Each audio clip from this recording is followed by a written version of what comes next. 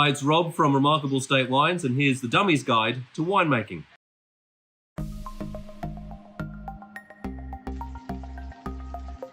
We're going to look at the making of a big, juicy Barossa Shiraz, and of course it all starts here in the vineyard. In about March, the grapes start to become ripe. That's sugar and flavour ripe, in which case it's time to be picked. Your choice is to hand pick, like these lovely people here, or machine pick. Either way, you bring your grapes into the winery and it's time to put them through the crusher and destemmer. Now the crusher splits the berry skins open, releasing the juices inside, whereas the destemmer gets rid of the stalks and the stems, which you don't want in your ferment. You can see the grapes coming out the bottom, the stems out the left there. And what you're left with is juice, skins and pulp, ready for fermentation, which is when yeast transforms sugar into alcohol and carbon dioxide, which you can actually hear happening.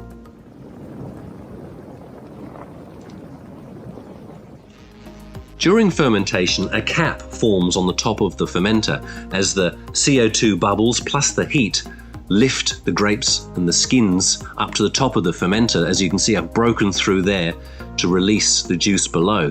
And it's important to mix the juice through this cap, always keeping your cap wet, essentially, to extract as much colour and flavour as you can out of the wine. Fermentation might take 7 to 12 days. During this time, you might choose to plunge your wine, as I'm doing here, but as you can see, it takes a lot of time. You might foot tread, as was done for many thousands of years. But most modern wineries pump over like this, where you take juice from the bottom and pump it over the top. Throughout this time, you're also testing the sugar level, because when a wine is dry, that means no more sugar. It means it's time for the next stage in the process, which of course is pressing. Now you can use different types of presses. This is a traditional basket press made of metal today, not of wood. First, you take the free-run juice out of the bottom of the fermenter. That leaves you with the heavy stuff that, in this case, you get to dig out yourself, put it into the press, and then it's time to squeeze the remaining juice out of your skins and your pulp. Let me tell you, this smells amazing, and these are called the pressings. And you might choose to blend them with the free-run juice or keep them separate. And that's it. The most hectic part of winemaking is over. Phew. Your wine is in tank.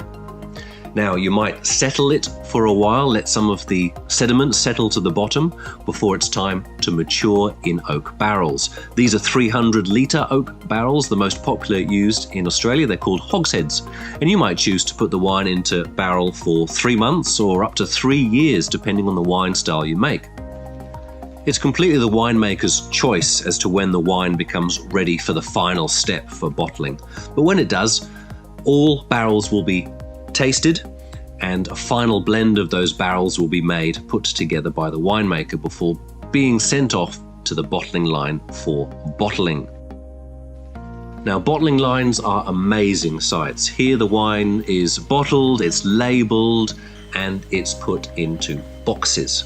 Now, best practice is to then let the wine rest for a few months before release. Give it a chance to recover from the ordeal of being splashed around into bottle. And there you go, that's how you make a premium bottle of big juicy Barossa Shiraz. So next time you do open one, remember, toast the winemaker.